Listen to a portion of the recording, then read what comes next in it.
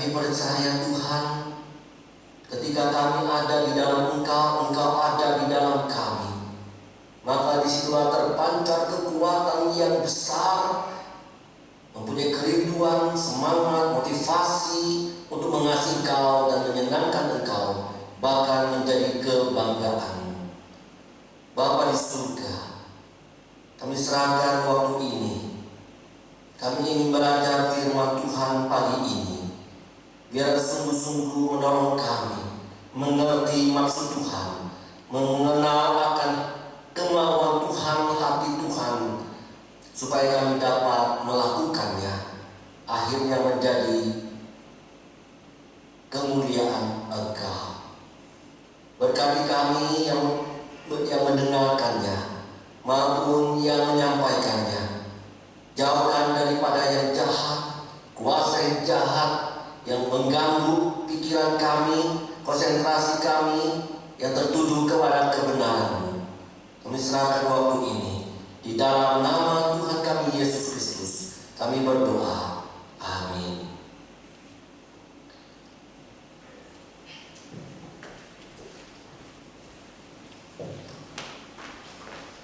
Shalom teman-teman semua.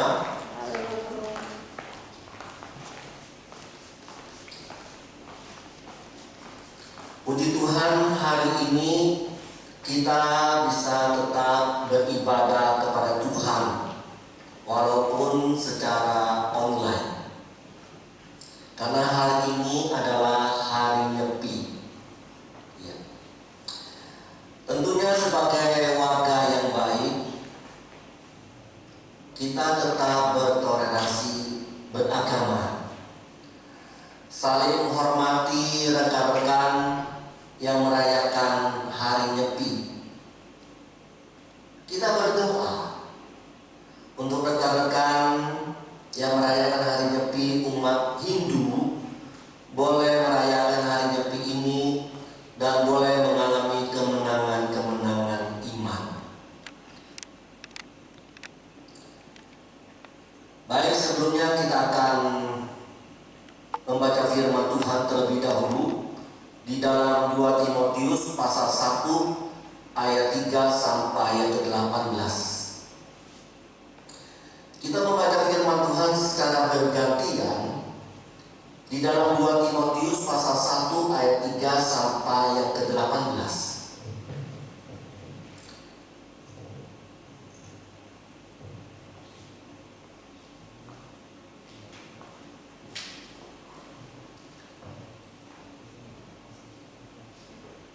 Sekali lagi teman-teman,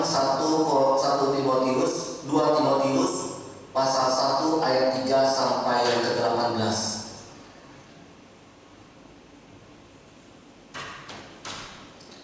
Aku mengucap syukur kepada Allah yang kulayani dengan hati nurani yang murni, seperti yang dilakukan nenek moyangku, dan selalu aku mengingat Engkau dalam permohonanku, baik siang maupun malam.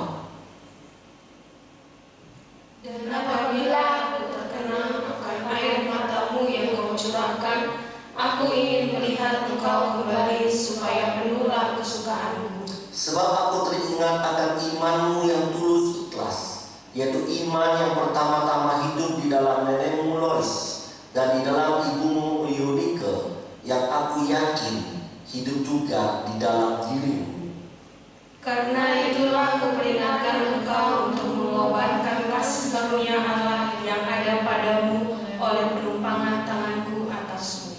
Sebab Allah memberikan kepada kita bukan roh ketakutan, melainkan roh yang membangkitkan kekuatan, kasih dan ketertiban.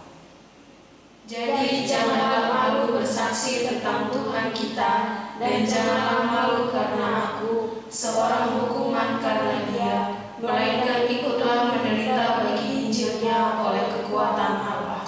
Dialah yang menyelamatkan kita dan memanggil kita dengan panggilan kudus, bukan berdasarkan perbuatan kita, melainkan berdasarkan maksud dan kasih karunia-Nya sendiri, yang telah dikaruniakan kepada kita di dalam Kristus Yesus sebelum permulaan zaman. Dan yang sekarang dinyatakan oleh kedatangan Juru Selamat Selamat kita Yesus Kristus, yang oleh Injil telah mematahkan kuasa maut dan mendatangkan hidup yang tidak dapat binasa. Untuk Injil inilah aku telah ditetapkan sebagai pemberita, sebagai rasul, dan sebagai guru. Itulah sebabnya aku menderita semuanya ini, tetapi aku tidak malu, karena aku tahu kepada siapa aku percaya, dan aku yakin bahwa Dia berkuasa memeliharakan apa yang telah dipercayakannya kepadaku hingga pada hari Tuhan. Ayat 13, peganglah segala sesuatu yang telah engkau dengar daripadaku sebagai contoh ajaran yang sehat. Lakukanlah itu dalam iman dan kasih dalam Kristus Yesus. Peliharalah harta yang indah yang telah dipercayakannya kepada kita oleh Roh Kudus yang diam di dalam kita. Engkau tahu bahwa semua mereka yang di daerah Asia Kecil berpaling daripadaku, termasuk Figelus dan Hermogenes. Tuhan kiranya mengaruniakan rahmat-Nya kepada keluarga Onesiphorus yang telah berulang-ulang menyegarkan hatiku. Ia tidak malu menjumpai aku di dalam penjara. Ketika di Roma ia berusaha mencari aku dan sudah juga menemui aku. Kiranya Tuhan menunjukkan rahmat-Nya kepadanya pada harinya. Betapa banyaknya pelayanan yang ia lakukan di Efesus, engkau lebih mengetahuinya daripadaku. Sidang jemaat yang dikasihi Tuhan, hari ini tema kita adalah korbankan karuniamu. Tentu berkaitan dengan tema kita pada bulan ini, yaitu tentang pelayanan. Saudara, pada waktu saya menjadi pembimbing remaja, ada seorang remaja datang kepada saya, "Pak Pendeta, saya mau tanya." Ya, saya bilang, "Ya, apa yang kamu mau tanyakan?" Dia bilang begini, "Kita ini kan sudah percaya Tuhan Yesus.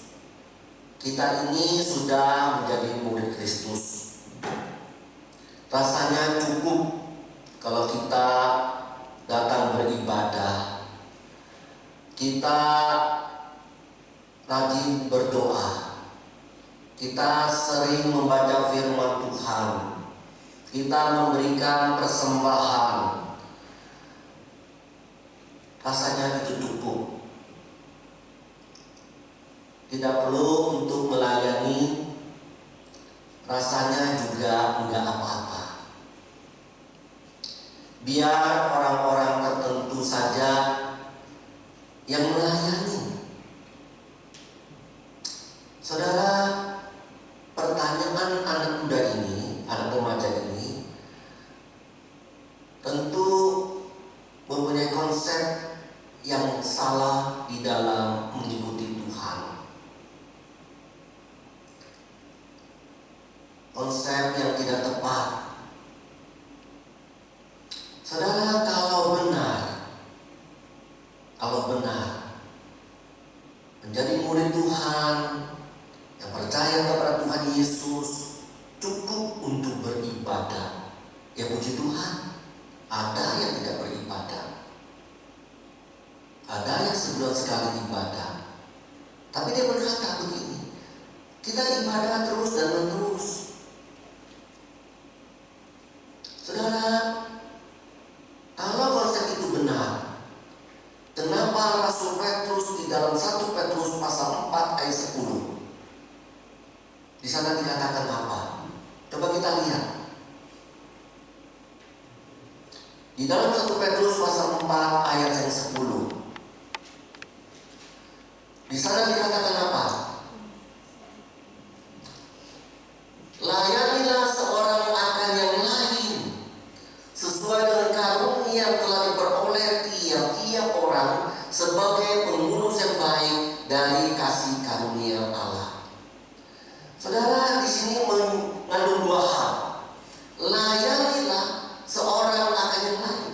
Kita dipanggil untuk melayani orang lain.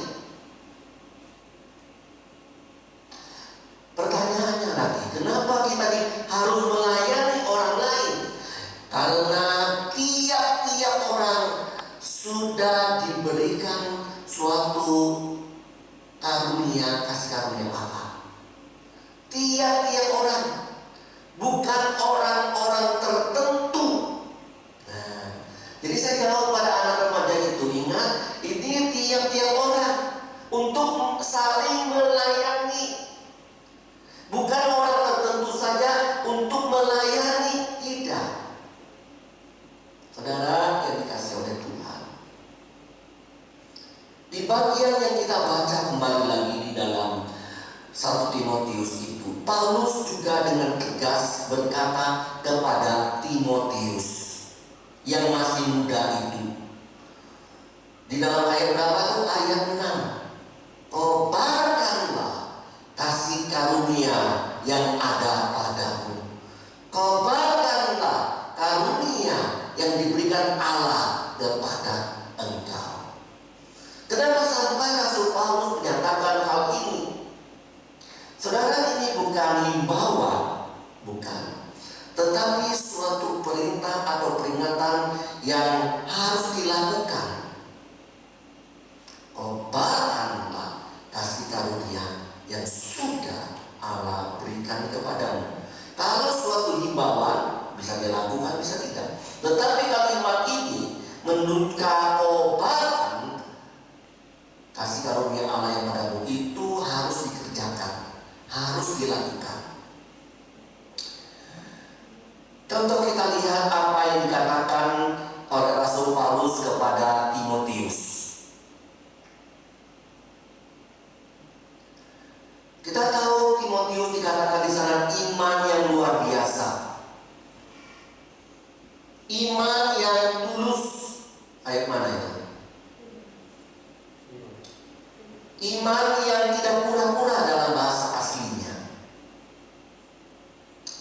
Saudara, Paulus sekali lagi memuji akan Timotius yang masih muda. Ingat, Rasul Paulus memuji, di mana imannya bertumbuh dari neneknya yang disebut dengan Lois. Imannya bertumbuh dari mamanya yang bernama Yunika.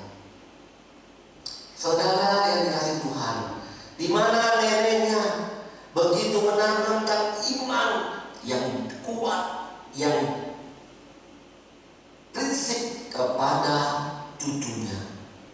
Mamanya juga mengajarkan iman yang teguh kepada Timotius. Saudara, kita percaya, jadi iman dari Timotius itu tentunya bertumbuh, maju dan dewasa. Ya, kita harapkan kita punya orang tua bisa menjadi motor kemajuan iman daripada anak-anaknya. Tentu sebagai orang tua tidak ingin melihat anaknya hilang dari iman itu. Nanti kita menjadi orang tua, kita rindu menanamkan konsep di dalam keluarga seperti ini. Ya, tentu iman yang bertumbuh tidak lepas daripada doa, tidak lepas dari ibadah, tidak lepas dari merenungkan firman Tuhan. Saudara yang dikasih Tuhan, saya percaya iman daripada Timotius itu dewasa bertumbuh karena dia ibadah, dia membaca firman Tuhan, dia dididik dengan iman yang sejati dari neneknya, dari mamanya. Oleh sebab itu kita percaya Timotius orang yang bertumbuh, tentunya juga membaca firman Tuhan, yang berdoa dan ibadah. Saudara yang dikasihi oleh Tuhan, saya percaya Rasul Paulus pun tahu akan hal itu, ya, tahu akan hal itu. Tidak heran mengatakan di dalam 1 Timotius pasal 4 ayat 6 tentang diri Timotius, terdidik dalam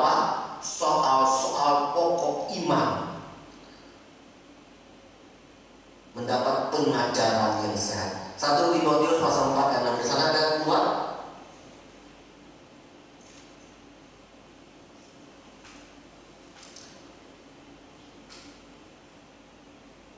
1 Timotius pasal 4 ayat 6. Next. Dengan selalu mengingatkan hal-hal itu kepada saudara-saudara kita, engkau akan menjadi seorang pelayan Kristus Yesus yang baik, terdidik dalam soal-soal pokok iman kita dan dalam ajaran yang sehat yang telah kau ikuti selama ini. Dia sudah terdidik di dalam soal pokok-pokok iman. Itu kata Rasul Paulus. Punya ajaran yang sehat yang selama ini ada. Ya, puji Tuhan. Tetapi kenapa sekali lagi Rasul Paulus kembali mengingatkan kepada Timotius supaya kau bahkan karunia yang ada padamu, kau bahkan karunia yang sudah diberikan kepadamu. Suatu pertanyaan.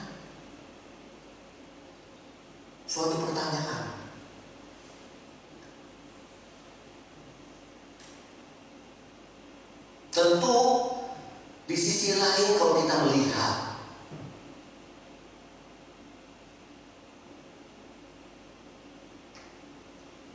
kalau hanya iman cukup, dan mungkin Rasul Paulus akan berkata demikian. Beribadah saja, pulang pergi, doa, baca firman cukup? Pasti tidak. Saudara yang dikasih oleh Tuhan, korbankan karunia yang ada padamu. Apa yang sudah Tuhan berikan kepadamu, lakukan itu sebagai tanda engkau melayani, menggunakan karunia yang ada padamu. Jangan seperti orang yang diberikan 1 talenta, diberikan 1 talenta, tetapi tidak kompakan akan talenta itu, kerjakan talenta itu. Marah Tuhan. Mari kita belajar tentang yang dikasih 2, hamba yang dikasih 2, hamba yang dikasih 5. Dikompakan akan karunia yang diberikan itu. Saudara, sekali lagi Rasul Paulus mengingatkan akan Timotius, korbankan kasih karunia yang ada padamu. Artinya dalam bahasa aslinya, nyalakan kembali kasih karunia itu, atau aktifkan kembali kasih karunia itu. Luar biasa, saudara. Aktifkan. Saudara yang dikasihi oleh Tuhan, tentu ada sebabnya bukan kenapa Rasul Paulus mengatakan hal ini kepada Timotius yang masih muda. Seringkali bukan pendeta berkata kepada jemaat-jemaatnya, ayo aktifkan karuniamu, nyalakan kembali akan karuniamu. Saudara, seorang teolog yang terkenal bernama Wesley, dia berkata begini di dalam bukunya Wesley Expository Outline. Dia mengatakan begini, Timotius itu dalam ketakutan, dalam menghadapi masalah yang muncul dalam melakukan pekerjaan Allah. Rasul, di mana Timotius hilangnya semangat, hilangnya antusias dalam melakukan pekerjaan Allah. Yang dimaksud di sini pekerjaan Allah adalah melayani. Sekali lagi saudara, Timotius dalam ketakutan, dalam masalah-masalah yang muncul dalam melakukan pekerjaan Allah, dalam melayani, hilangnya semangat dan antusias di dalam melayani atau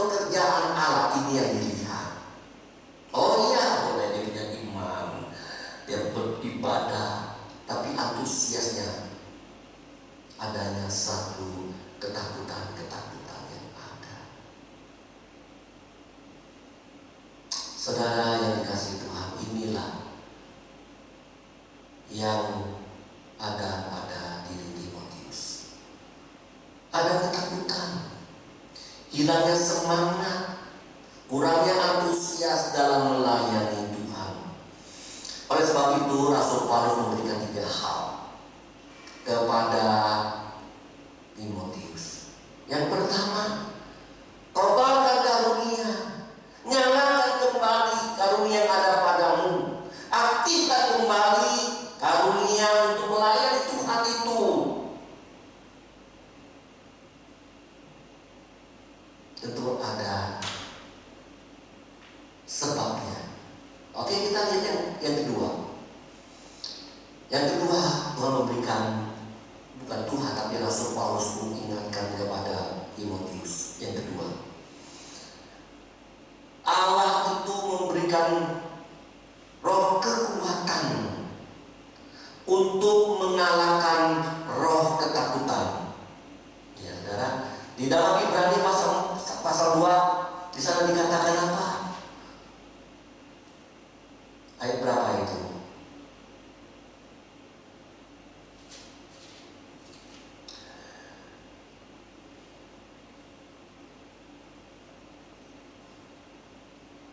Ayat berapa itu? Roh ketakutan. Ayat berapa?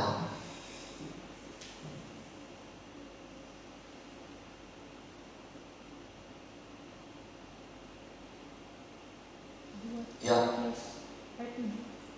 Ayat 7. Sebab Allah memberikan kepada kita bukan roh ketakutan, melainkan roh yang membangkitkan kekuatan, kasih, dan ketertiban. Saudara yang dikasihi oleh Tuhan, sekali lagi, di sini ada masalah. Di sini ada masalah.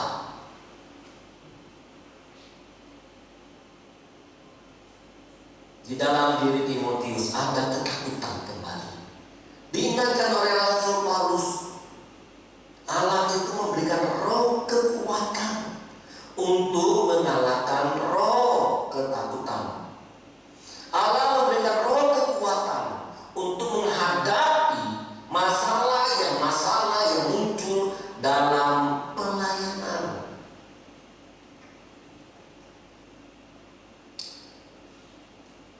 Saudara, sekali lagi, seorang teolog yang bernama Warren W. Wesley di dalam buku tafsiran di dalam surat Kolose, di mana Warren Wesley mengatakan, saat kita melayani, perhatikan saudara, kalimat ini penting. Saat kita melayani,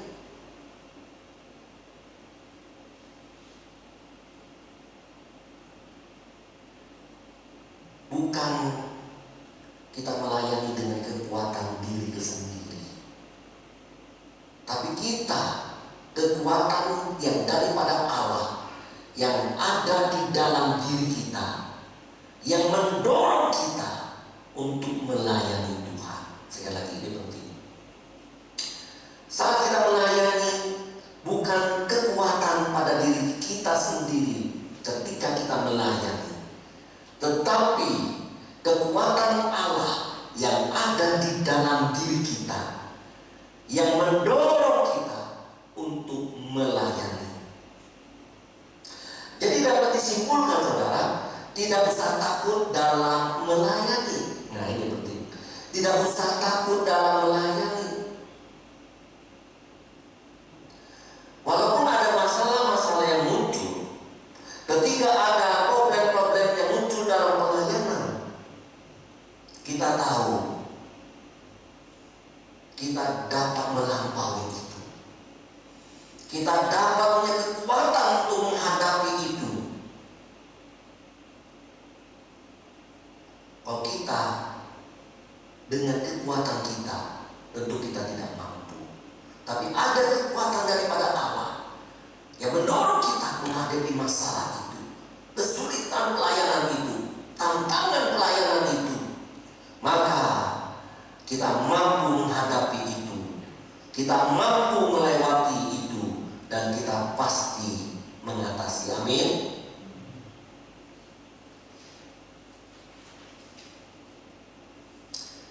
Saudara, contohnya Daud. Daud ketika melawan Goliat, dia berkata apa?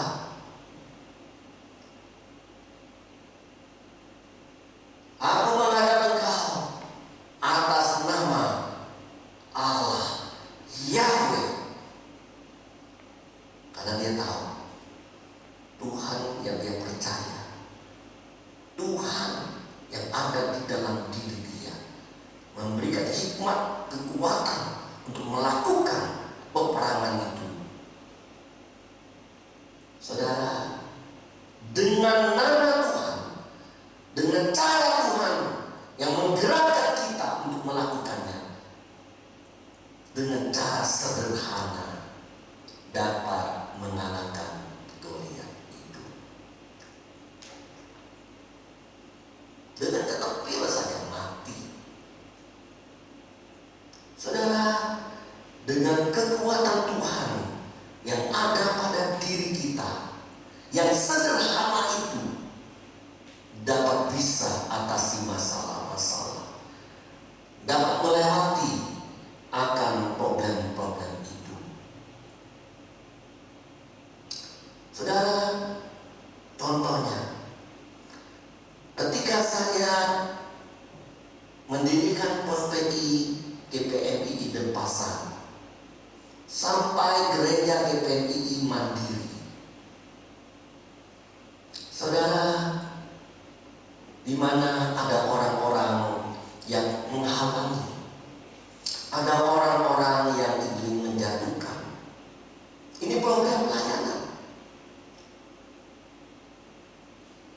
Tapi Tuhan, ketika kita melayani Tuhan, Tuhan yang ada pada diri kita, yang memberikan dorongan, yang memberikan support, sungguh jika tidak ada, mungkin pasti patah semangat, pasti kecewa, pasti putus asa.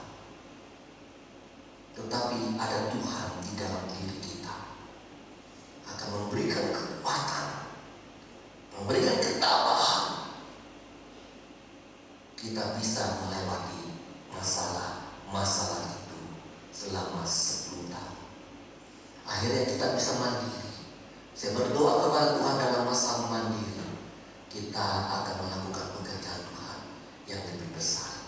Tapi kembali lagi, ada tantangannya lagi. Tapi jangan khawatir, kita bersama Tuhan, Tuhan bersama kita, kita di dalam Tuhan, Tuhan di dalam diri kita.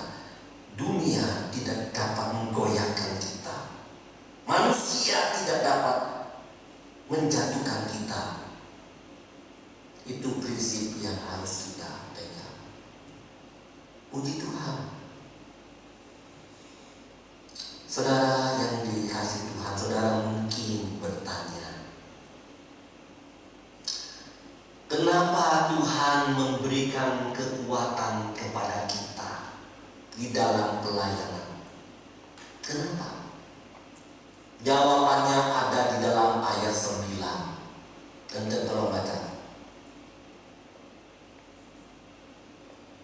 Dialah yang menyelamatkan kita dan memanggil kita dengan panggilan kudus, bukan berdasarkan perbuatan kita, melainkan berdasarkan maksud dan kasih karunia-Nya sendiri, yang telah dikaruniakan kepada kita dalam Kristus Yesus sebelum permulaan zaman. Allah yang memberikan kekuatan kepada kita, karena Allah itu yang memanggil kita. Ini pegang kalimat menjadi prinsip hidup kita. Allah yang memanggil, maka Allah yang memberikan kekuatan kepada kita sekalian. Amin. Jangan takut ketika kita melayani Tuhan.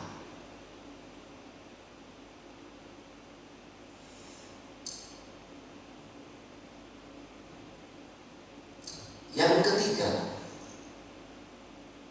yang pertama, merupakan karunia yang Tuhan berikan kepadamu.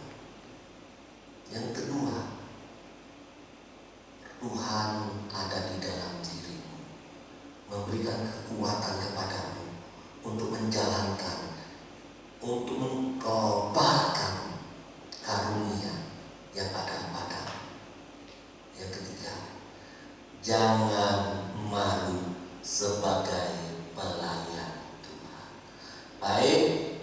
Coba kita lihat ayat 8. Saya bacakan ayat 8.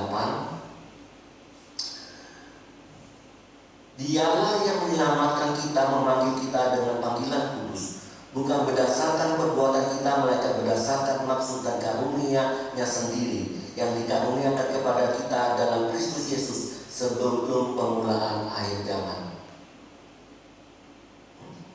Jangan malu bersaksi, ayat 8. Janganlah malu bersaksi tentang Tuhan kita. Dan janganlah malu karena aku sebagai seorang hukuman karena Dia, melainkan ikutlah derita bagi Injilnya oleh kekuatan Allah. Nah, saudara, jangan malu. Di ujung kalimat pertama, jangan malu. Di ujung akhir ayat itu, oleh kekuatan Allah. Iya, luar biasa bukan? Kita sudah mengerti bukan?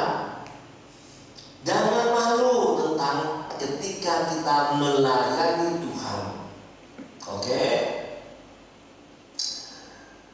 Karena Tuhan memberikan kekuatan kepada kita. Ayat 11-12. Untuk Injil inilah aku telah ditetapkan sebagai pemberita, sebagai rasul dan sebagai guru. Itu sebabnya aku menderita semuanya ini, tetapi aku tidak malu. Di sisi lain Rasul Paulus berkata kepada Timotius, di sisi lain dia bersaksi tentang dirinya kepada Timotius, aku ini loh sebagai pelayan Tuhan, sebagai guru, sebagai pengajar, sebagai apa? Rasul. Terus dia tambahkan lagi, saudara,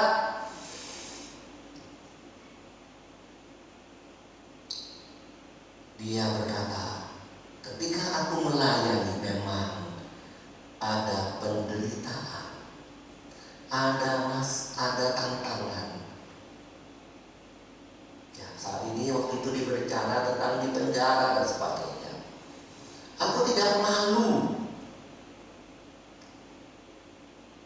Aku sebagai ahli di bidang filosofi, hukum, tapi aku melayani Tuhan. Kadang dihina orang, kadang dicerca orang, kadang ditangkap orang. Aku tidak malu.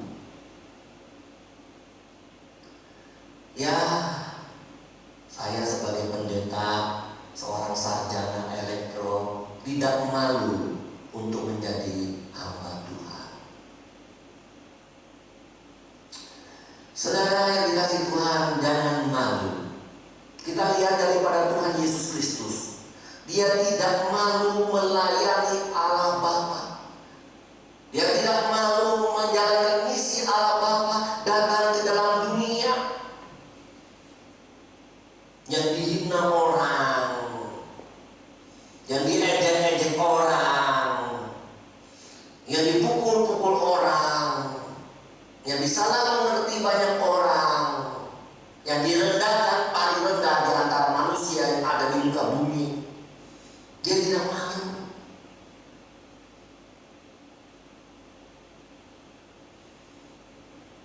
Dia tetap melayani Allah Bapa.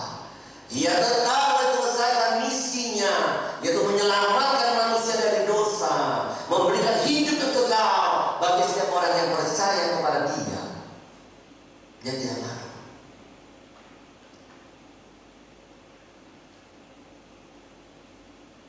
Saya percaya ada kekuatan daripada Allah Bapa yang diberikan kepada anaknya.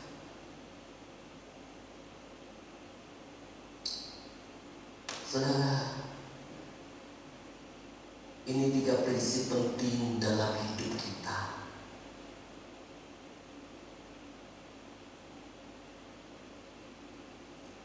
Yaitu apa? Kobarkan karunia ada padamu, kerjakan itu, selesaikan itu. Jangan kendur, jangan hanya cukup hanya cukup untuk memberi persembahan. Iya, bersyukur memberi persembahan. Ada yang tidak memberi persembahan. Tidak cukup untuk membaca firman Tuhan. Tidak cukup untuk berdoa. Tapi apa yang diberikan Tuhan kepadamu, kau makan. Tidak usah takut. Karena Allah ada di dalam dirimu. Yaitu roh kepada Allah memberikan roh kekuatan untuk menjalankannya. Allah yang memanggil, Allah yang memberikan kekuatan kepada engkau sekalian. Yang ketiga apa? Jangan malu di dalam melayani Tuhan. Jangan malu. Kadang orang berkata, apa yang kamu dapatkan dalam pelayanan? Tidak ada kan? Percuma, rugi, nggak usah, dan sebagainya. Ketika diajak sebegitu, bisa malu. Bisa malu. Kamu ke gereja hanya salaman saja, tidak usah ke gereja. Padahal salaman itu bukan salaman saja. Ketika salaman ada terpancar senyum yang keluar dari hati menyambut orang itu untuk beribadah kepada Tuhan, mempersiapkan orang itu untuk dan menyembah kepada Tuhan. Pelayanan itu bukan sepele, tapi pelayanan itu sungguh-sungguh hal yang penting. Coba dari awal kita sambut mereka dengan kemarahan, dengan kebencian, dengan tidak ramah, maka kita tidak membawa berkat bagi orang itu selama daripada sampai pulang. Padahal sepele, melayani sebagai penerima tamu.